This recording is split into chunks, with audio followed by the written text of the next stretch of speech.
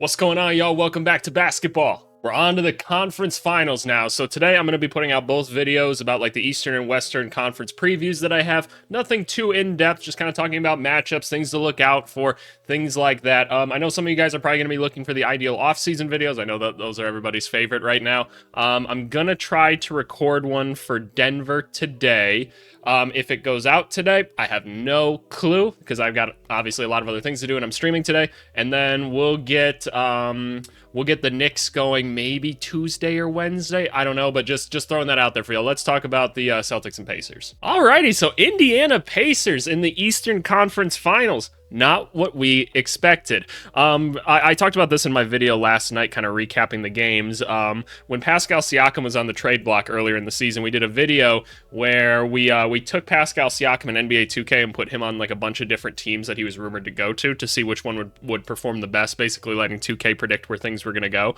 And when we moved him to Indiana, they like went all the way to the finals or whatever. They just kept like squeaking out wins in the playoffs. And so 2K foretold the prophecy in essence. But anyway, they're here. I don't know how exactly they got here, but they got here. And I don't want to hear anybody saying like, well, like, oh, the Bucks weren't at full strength and like, yeah, the Knicks fell apart. Yeah, but you can only beat the teams in front of you at the end of the day. And I just never like excuses like that, man. Like you beat who's in front of you and you go on from there. So shout out Indiana for making it here. Boston, y'all were supposed to be here. I know Porzingis is hurt and everything, but like y'all damn near got 6 All-Stars on this team. Just calm down. But anyway, yeah, let's talk about these matchups and everything. So obviously Porzingis is supposed to come back at some point. It sounds like maybe after like the first game or two, he's going to look to come back. Awesome, right? We'll just presume that when he comes in, everything's just going to get a ton harder for Indiana because he does everything better than Al Horford, right? He's going to be a better shooter. He's going to be a better rebounder. He's going to be a better passer. He's going to be a better scorer. Everything.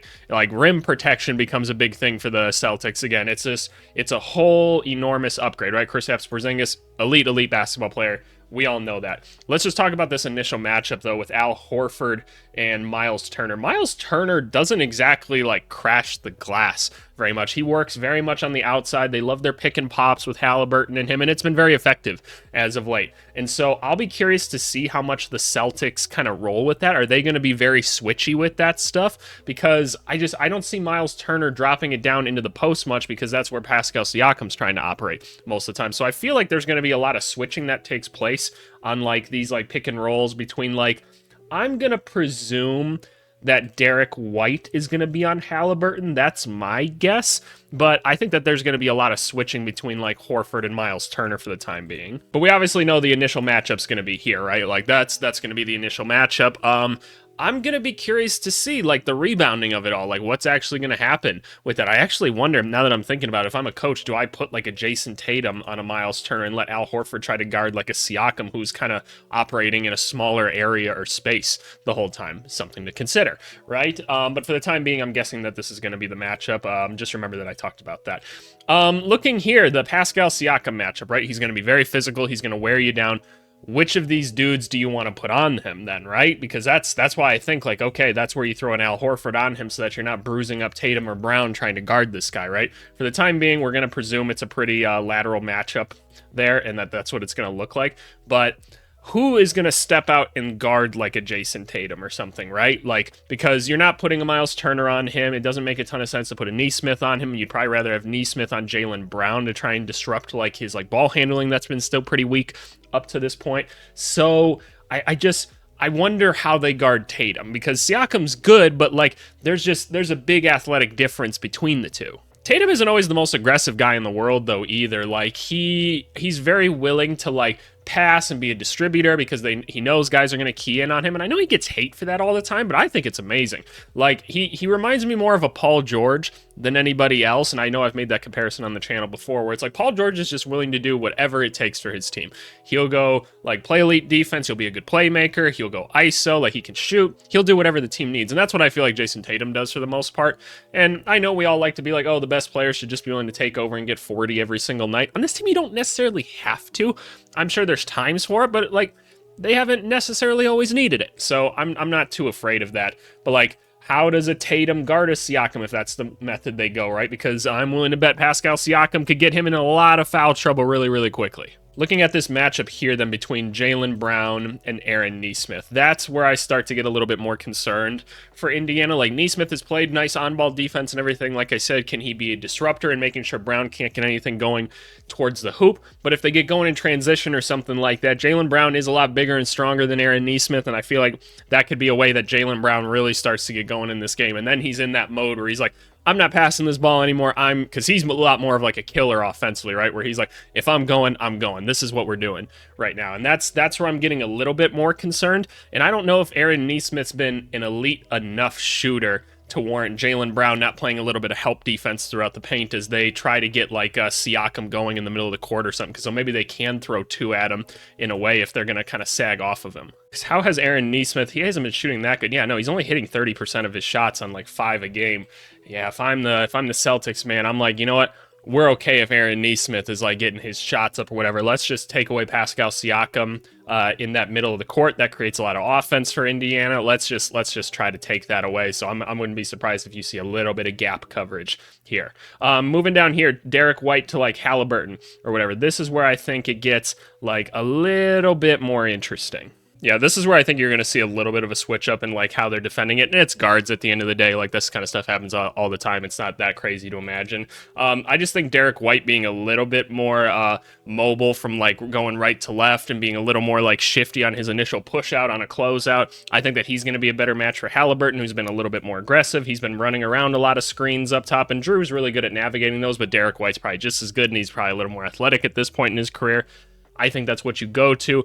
Whereas Drew can take Andrew Nembhard and make sure that he's not getting all these like shifty little buckets that he kind of was getting against New York there at the end, where like New York would kind of fall asleep on defense and he'd be like, oh, stop. And then I'm going to go towards the hoop and then I'm going to get this nice, easy finish where nobody contests me at all. I just don't think Drew Holiday lets those up, and I think it takes away Andrew Nembhard's availability for that one. And I think it works the same both ways. Like, Halliburton guarding Derek White, I think makes a little bit more sense because he's going to be sticking out on the perimeter a little bit more, whereas what we put Nembhard on Drew Holiday just to try and be a pest on him, right? Just be a little annoying pest that's in his ear the whole time, trying to take away his ability to drive and kick, things like that, because Drew's not being overly aggressive, but Nembhard's also crashed the glass pretty solid this whole time, and Drew Holiday's been getting some sneaky offensive rebounds as of late, so hopefully that's the matchup that you can see there. Let's compare benches then. Let's start off with the Celtics. Peyton Pritchard has been playing really, really good basketball this whole season, ever since he got that new contract and everything. Shooting the ball solid. I believe he's hitting the upper 40s, or not upper 40s, like low 40s for his three-point percentage, so that's awesome. Sam Hauser's been a nice three-point shooter at points. He's probably going to go off for 20 points at some point in the series just because that's how lethal of a shooter he is. I did a video at the beginning of the season where I talked about like the most underrated players on each team, and I kind of want to do that again at the end of the season, but Sam Hauser was one of the ones that I highlighted the most, and I'm like, I don't think you guys realize how good this guy's going to be for them. Just having like a 6'7" guy out there that's going to be that good of a three-point shooter is awesome for this team, and I just love his availability. Luke Kornet, obviously in for now. When Porzingis comes back, that becomes Al Horford, but Luke Kornet's played some of the best basketball of his career as of late. He's been a lob threat, he's been in the dunker spot, he's not really shooting his three-pointers anymore, and he's being a bit of a rim defender because he's got some actual height, so that's awesome. Luke Kornet's been playing pretty solid, all said and done, so I feel pretty comfortable about him being out there, at least for the time being. Looking at the bench then of Indiana, meaning their hustle three, there's actually going to be 4 people in here. I just only have 3 on the spreadsheet. TJ McConnell, Obi Toppin, Ben Shepherd, and then Isaiah Jackson's probably good for 10-11 minutes in a game. TJ McConnell has been just an absolute menace as of late. I don't know what he's going to do, like, once he's in. Like, who is he going to guard? I wouldn't be surprised if when he comes in, Aaron Nesmith maybe moves up and guards like a Derek White or something like that, and then TJ McConnell's on like a Jaylen Brown just to make his life hell. Because, like, here's the thing. If you put the ball in the wrong spot as you're, like, driving to the hoop or you're trying to get a shot going, like, TJ McConnell's going to get a hand on it, and that can really disrupt him. And I feel like Jaylen Brown's the type of dude where if you get him, like, pissed off enough, he's going to start just making bad decisions. So maybe putting McConnell on him at points is a good way to do it. But I can also see Ben Shepherd coming in and filling that role for them. Obviously, the Celtics, like, starting 5 just play a lot more minutes, and that's why I'm talking about them matched up against the starters a little bit more. That's just how they do it. If Obi Toppin's hitting from 3, that's going to be a really big thing from them because that prevents Brown or Tatum from sinking into the paint with guys like Siakam or something, or when he's in with, like, a Miles Turner, which I don't think happens too much just by memory. He's more so in with Siakam. that gives a lot more spacing. But if he is in with Turner, then you got a 5-out thing, and you have a really interesting thing going on. Obviously, Ben Shepherd mostly in for his defense.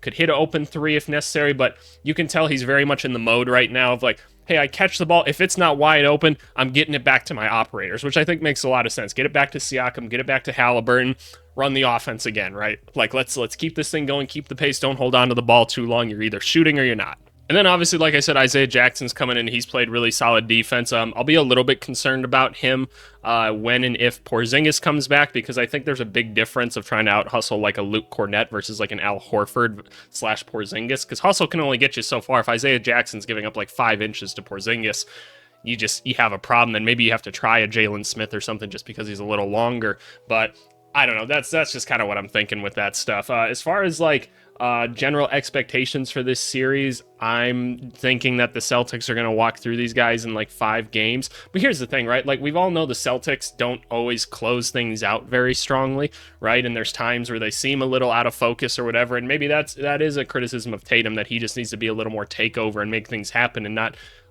relegate or delegate like responsibilities out to the rest of the guys, which is a good thing in like the general regular season. But in the playoffs, maybe he does need to take over. So it's like, okay, let's get to the finals and move on, right? So I wouldn't be surprised if the Pacers like stole a game, maybe 2. Like, talent-wise, they really shouldn't. But you know what? They completely have out-hustled teams up to this point. Even the Knicks, who like had a ton of hustle, they just ran out of gas, and Indiana didn't, right? Like, we know what team is in better shape. It's going to be the Pacers every single time they play because they're the best offense in the NBA, and that's enough to win you some games sometimes, like you saw against the Knicks. Like, they just put up point after point after point. But hey, and if they shoot like 70% from the field again, I guess that's also a bonus. Just taking a quick look at stats and everything, obviously Tatum, Brown have been leading them up to this point. When Porzingis comes back, that's going to be huge from them. You're getting nice 3-point shooting out of Hauser, Pritchard. Al Horford's probably taking a few too many. I know they left him open in the last series from the corner like the entire time, so you can't not shoot them. But I'd love to see him kind of take a couple dribbles in. I know he's old.